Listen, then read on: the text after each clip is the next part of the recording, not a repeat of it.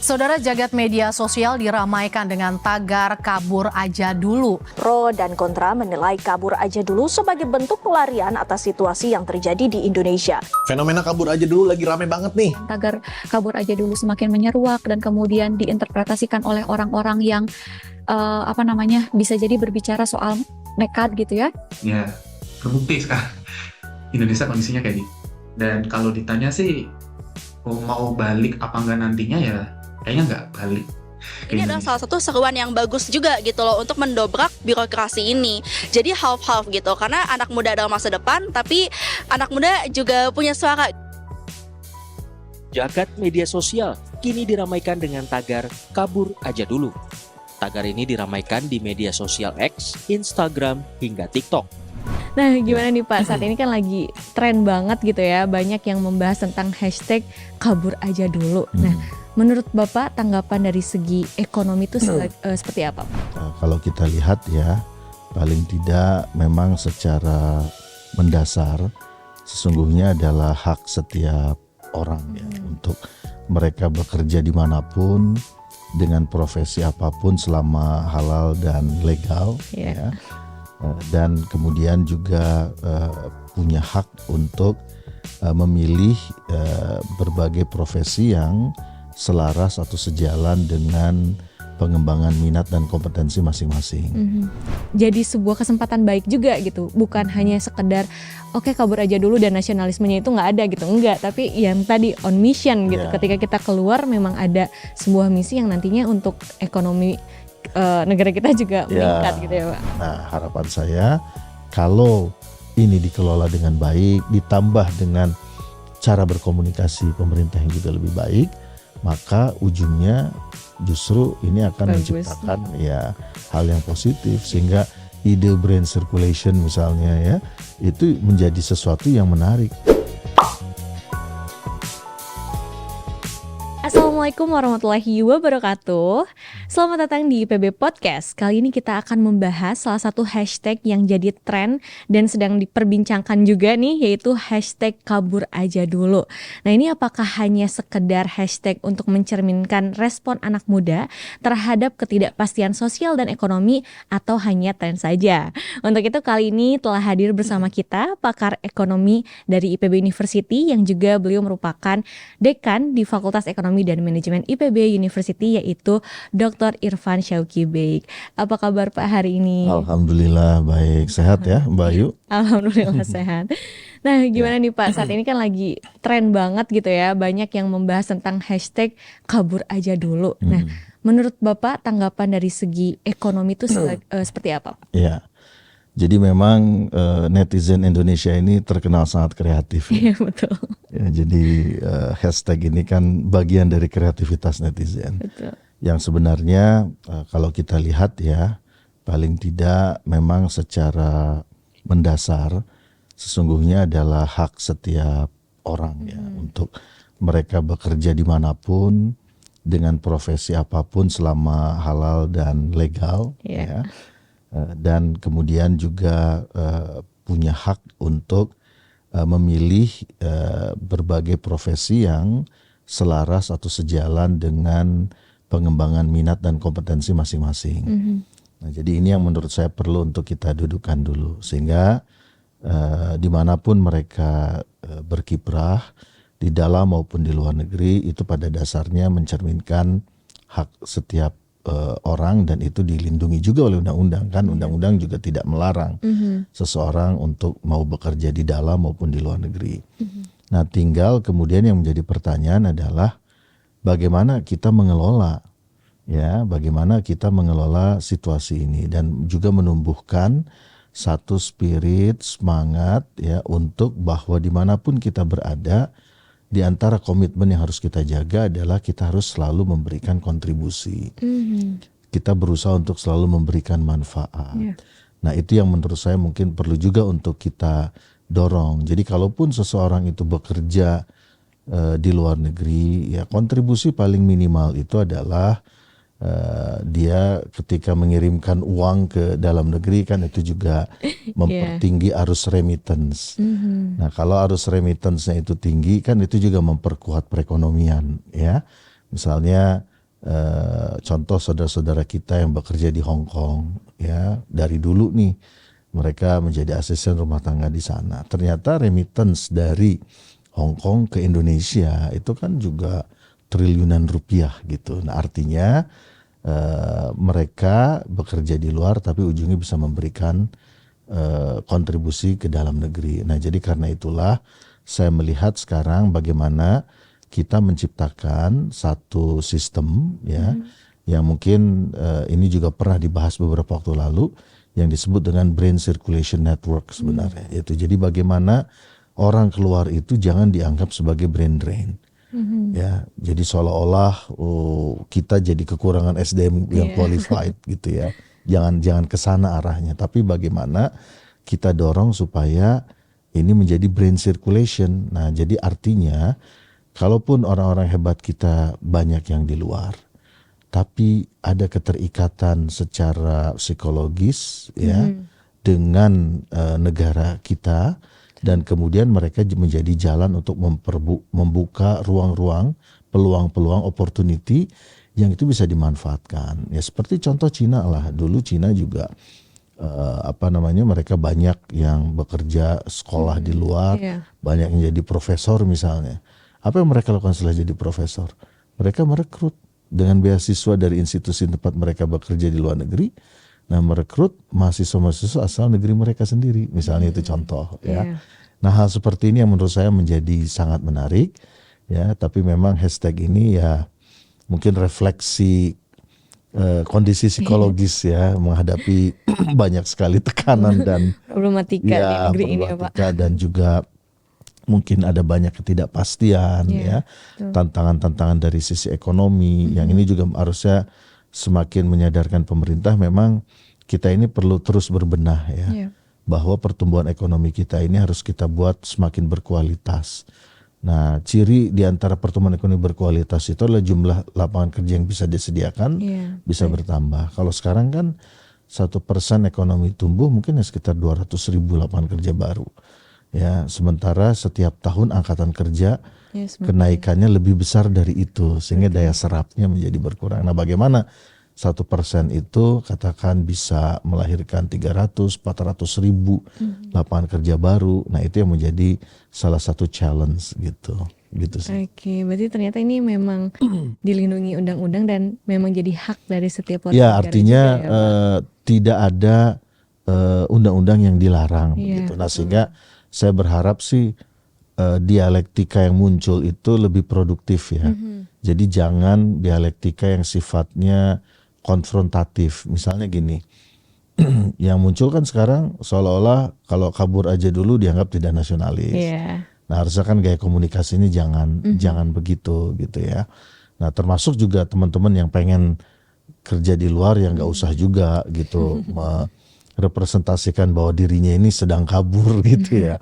Jadi itu sebenarnya lebih kepada pilihan-pilihan hidup dan opportunity di mana dalam situasi perekonomian hari ini ya kan integrasi antar perekonomian kan makin kuat sekarang ini. Jadi batas-batas teritorial itu kan sebenarnya semakin tipis. Orang bisa bekerja di mana saja.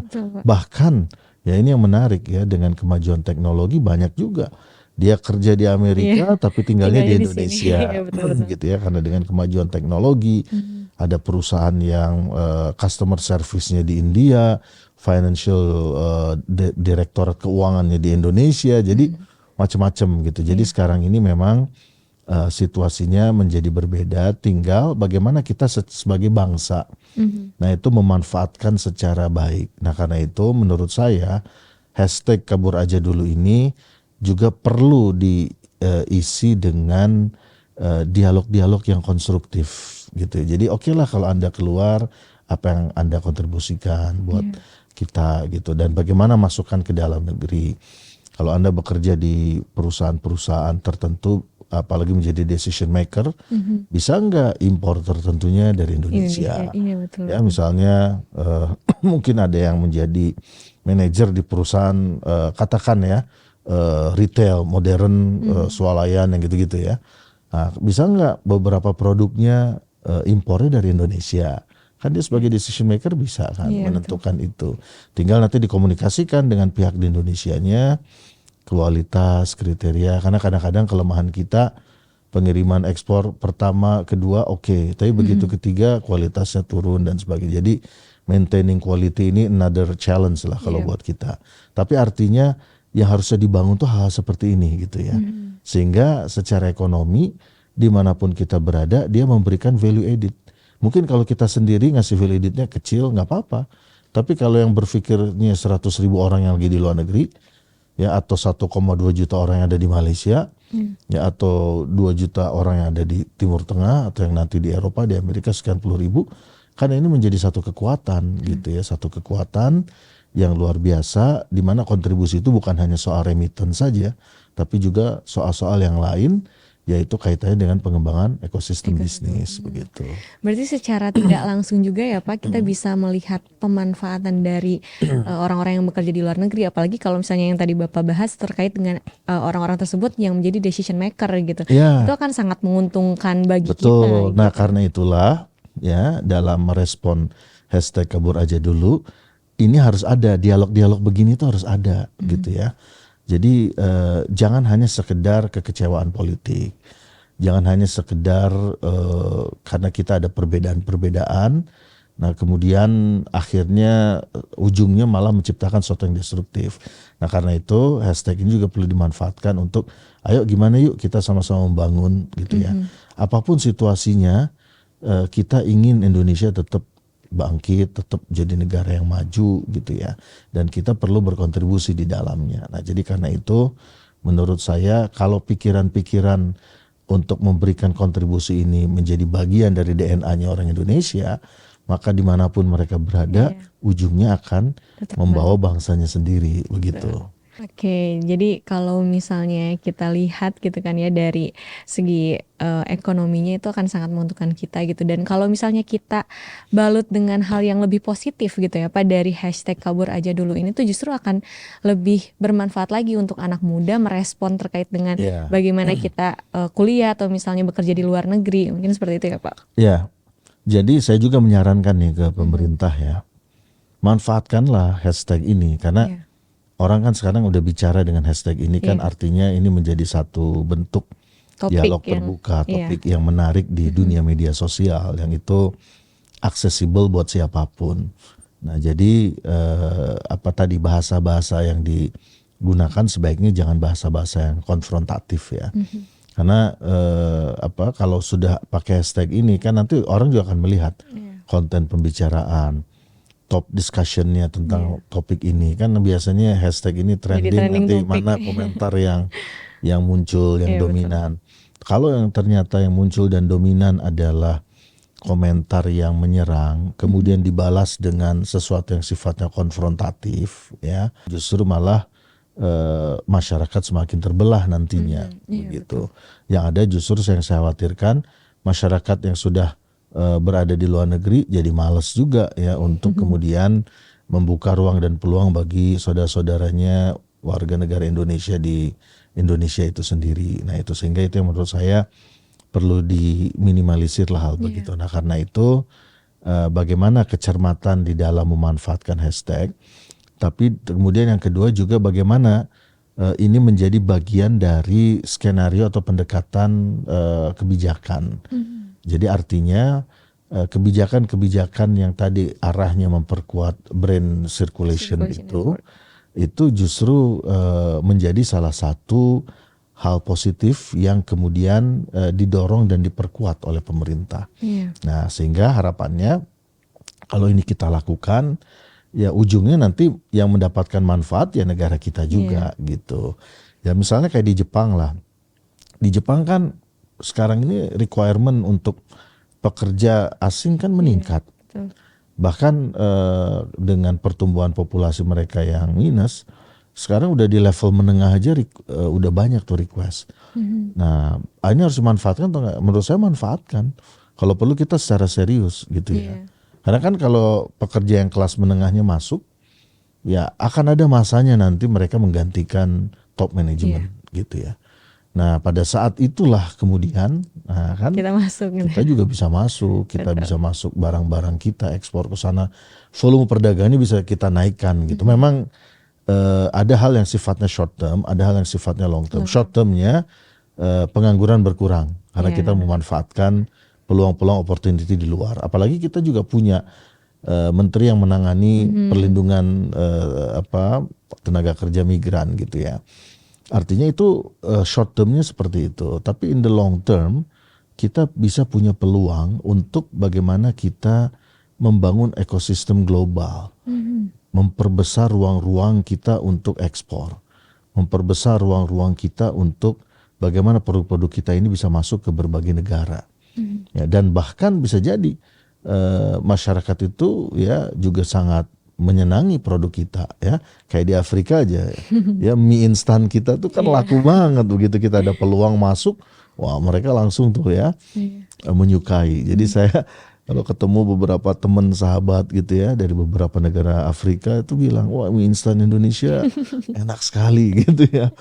Nah itu kan contoh-contoh bagaimana kita bisa melakukan penetrasi secara smooth dan juga pada jangka panjang ini bisa terus bertahan. Nah jadi karena itu menurut saya peluang-peluang kalau memang itu dianggap kabur aja dulu ke Jepang misalnya, ya nggak apa-apa, manfaatkan aja. Iya. Tapi tadi on mission, kita harus belajar dari saudara-saudara kita di Cina, di Korea Selatan, bagaimana on mission itu menjadi sesuatu yang terpatri pada diri setiap orang Indonesia. Nah itu yang menurut saya perlu untuk kita manfaatkan.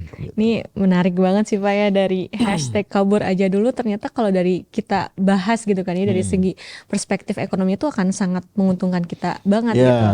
Apalagi kalau misalnya masyarakat Indonesia juga memahami terkait dengan mindset brain circulation network itu, yang justru akan menjadi salah satu faktor mungkin untuk anak muda tuh bisa, oh iya kayaknya jadi sebuah kesempatan baik juga gitu, bukan hanya sekedar oke, kabur aja dulu dan nasionalismenya itu nggak ada gitu, enggak, tapi yang tadi on mission gitu, ketika kita keluar memang ada sebuah misi yang nantinya untuk ekonomi negara kita juga meningkat gitu ya Pak. Dan juga yang penting para petinggi negeri ini juga jangan sampai salah bicara.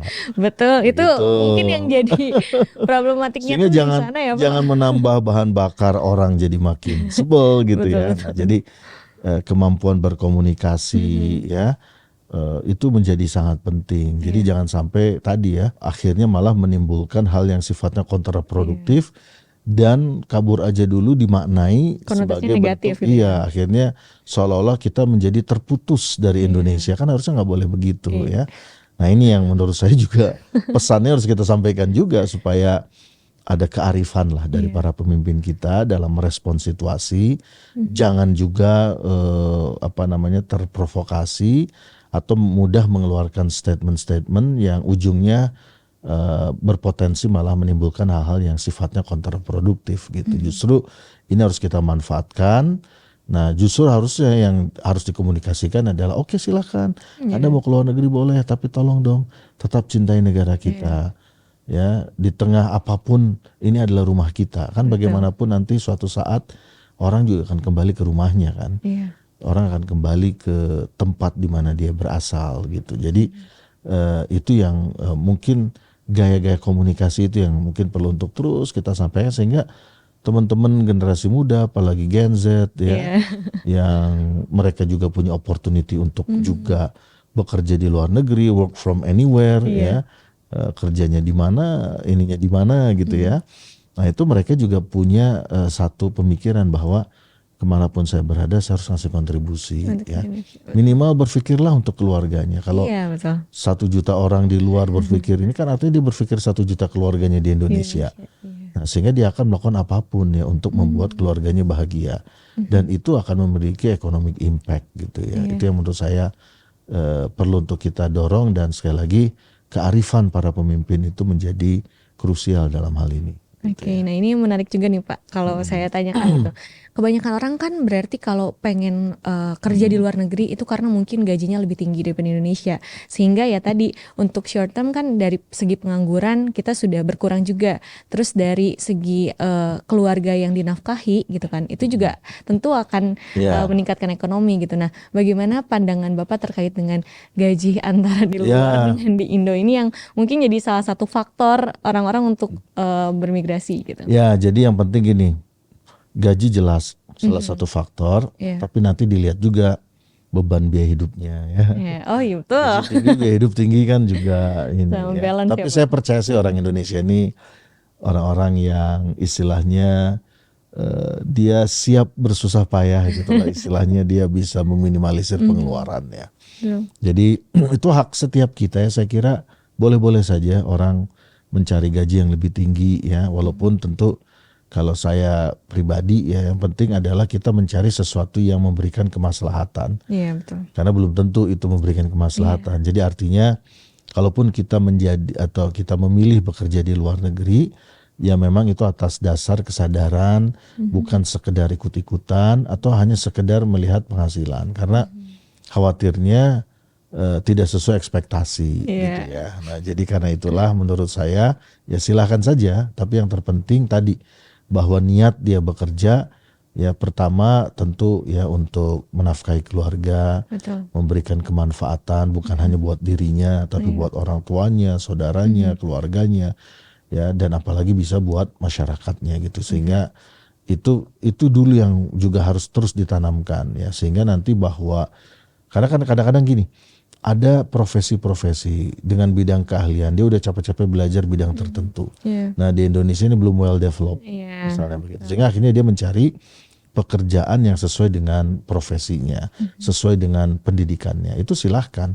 Nah tapi jangan hanya berhenti di situ. Tapi bagaimana kemudian yang belum ada di Indonesia ini bisa nggak kira-kira diciptakan, muncul, bahkan menjadi demand baru, bahkan bisa menciptakan lapangan kerja baru misalnya. Ya, nah itu yang mungkin perlu untuk difikirkan. Dan ketika misalnya dia bekerja di perusahaan, katakan dia di perusahaan multinasional di Inggris, dia mikir, nah saya harus bawa ke Indonesia nih. Nah itu kan bisa jadi direct investment, ya kan? Nah dia bisa dorong ke top manajemennya bahwa kita harus invest nih, Indonesia big market, ada peluang misalnya.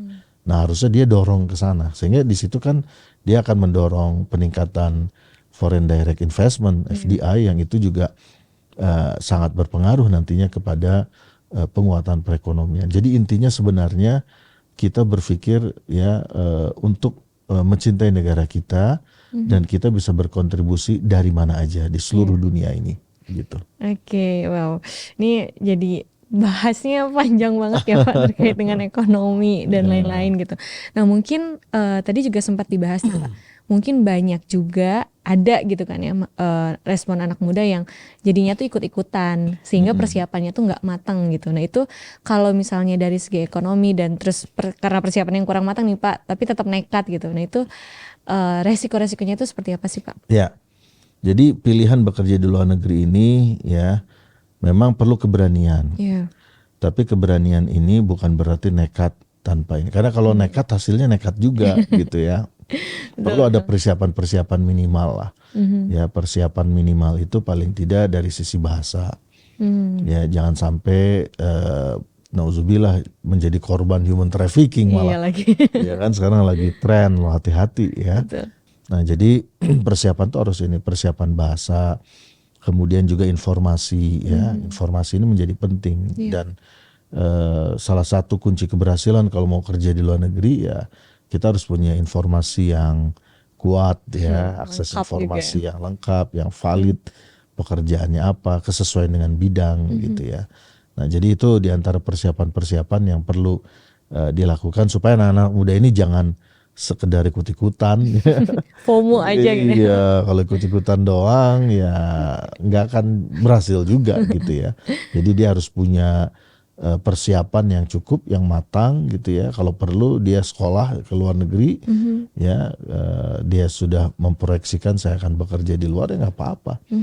Ya bekerja di berbagai lini. Misalnya contoh kerja di lembaga multilateral. Ya, ada World Bank, ada Islamic Development Bank. Nah, ketika dia bekerja di lembaga-lembaga multilateral, nah harusnya dia membuka ruang opportunity yang lebih besar buat negara kita. Itu contoh aja gitu. Itu harus diisi sama orang-orang kita supaya ada benefit manfaat yang nanti ujungnya juga kembali ke Indonesia. Iya. Gitu. Malah kalau itu wajib dikuasai. Harus ya Pak. Iya. Oke, ternyata dari hashtag kabur aja dulu, harusnya kalau misalnya, karena saya tuh ngerasa dari konotasinya tuh agak kurang ini gitu ya Pak ya, dari hashtagnya, tapi mungkin ternyata bisa kita tarik positifnya gitu yang bisa Ya, kadang diimplementasikan. hashtag itu kan perlu sesuatu yang menarik. Iya, Ya, untuk dibahas. Kalau hashtagnya bekerjalah untuk akhirat, untuk duniamu, semuanya kan itu agak mungkin kurang menarik ya. Iya. Jadi hashtag itu kadang-kadang memang sesuatu yang menarik perhatian Iya, betul, ya. betul. Secara terminologi juga menarik. Kabur aja dulu apa nih gitu. Iya. Meningkatkan Curiosity-nya, gitu betul. ya. Nah, sehingga menurut saya sih hashtag ya biarkan sebagai hashtag ya. Iya. Tapi konten isi Iya. ya, yang ketika kita ngeklik hashtag itu begitu muncul, nah ruang-ruang diskusi perdebatannya itu ruang-ruang yang produktif. Kalaupun ada hal-hal yang negatif ya, yang positifnya juga ada gitu. Iya, Jadi betul, artinya kan kita juga nggak bisa memaksa semua orang untuk berpikiran sama, kan Iya. nggak bisa. Setiap orang punya pemikiran sendiri. Nah, disitulah makanya ada fungsi dialog, ya, fungsi dialektika. Nah, ini harusnya dikelola.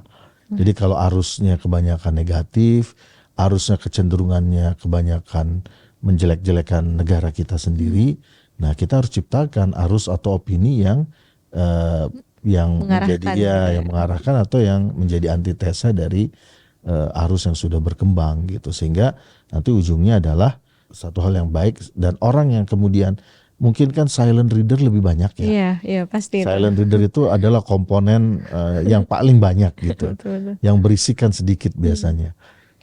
Sehingga silent reader ini, silent majority ini dia bisa ngelihat sisi-sisi apa yang mau dia pilih gitu. Nah, kalau berimbang antara yang positif negatifnya gitu ya. Nah, paling nggak kan dia bisa memilih. Kan dia juga punya nurani, dia Iya, juga betul. punya pikiran, dia punya akal gitu ya. Dan dia bisa menentukan ya. Dia akan memilih arus yang mana.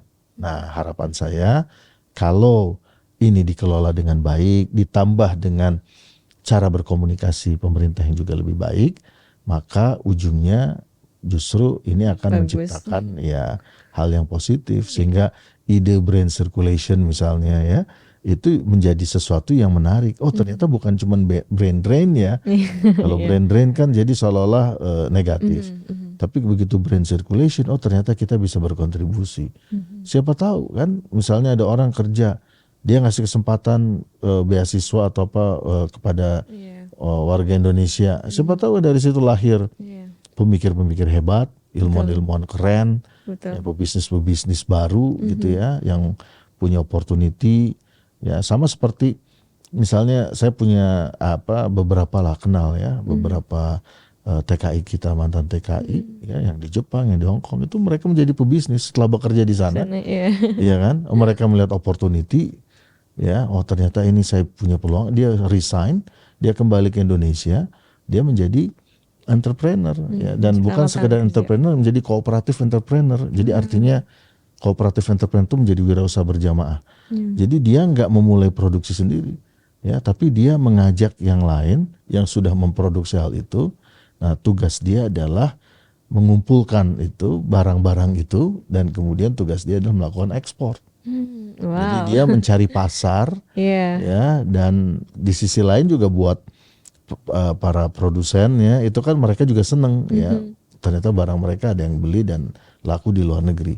Jadi banyak yang begitu sekarang. Nah, itulah salah satu contoh Dampak bahwa ternyata bekerja di luar negeri ya, ketika memang diniatkan untuk hal yang baik, biasanya nanti Allah juga akan ngasih jalannya. Ya, akan ngasih jalan sehingga orang-orang itu mendapatkan inspirasi dari pekerjaannya dan bisa mengubah ya sesuatu itu menjadi peluang gitu. Iya. Itu yang menurut saya bagus kan. Kalau gitu kan bagus. Iya, oke, wow, ini menarik banget ya untuk dibahas gitu kan ya.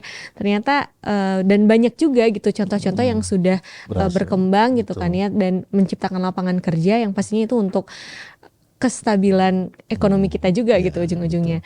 Nah mungkin terakhir nih Pak, Ya. karena udah banyak juga yang udah kita bahas dan ternyata memunculkan perspektif baru terkait dengan hashtag kabur aja dulu. Menurut Bapak apa nih yang akan disampaikan kepada para anak muda, anak Gen Z yang masih berpikir kabur aja dulu tuh ternyata ya udahlah gue kabur aja gitu. Tapi ternyata banyak hal-hal positif yang bisa kita ambil, Ya. boleh Pak? Ya, jadi saya sih menyarankan begini. Pertama, biasakan kita selalu mencari informasi.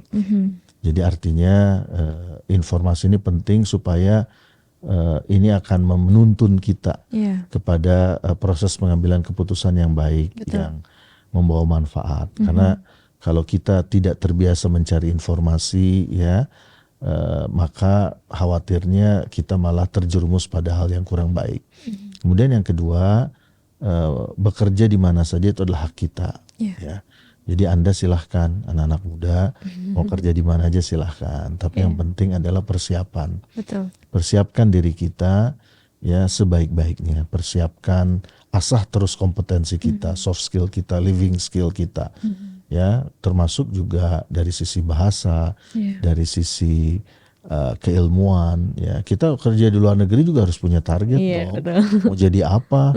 Ya, mau jadi memilih menjadi apa itu kan juga harus jelas. Nah, Iya. itu tentu harus kita persiapkan dengan baik ya. Nah, kemudian yang ketiga, kalaupun kita bekerja di luar negeri, jangan lupa untuk selalu berpikir bagaimana kita memberikan kontribusi. Minimal tentu kontribusi dalam bentuk remittance, harus uang yang masuk Iya. dari luar ke dalam. Tapi selain itu juga kalau kita punya kesempatan memberikan Yang lebih gitu. informasi atau kontribusi yang lain, saya kira akan sangat baik. Tetapi yang harus terus ditanamkan adalah kita harus menjadi orang yang kalau dalam bahasa Nabi, orang yang terbaik itu yang paling banyak memberikan manfaat. Betul. Kalau semua berpikir begitu, itu akan keren. Iya. Anda ke luar negeri silahkan, Masya Allah. tapi Anda akan menciptakan kebaikan untuk saudara-saudara Anda warga negara yang ada di tanah air.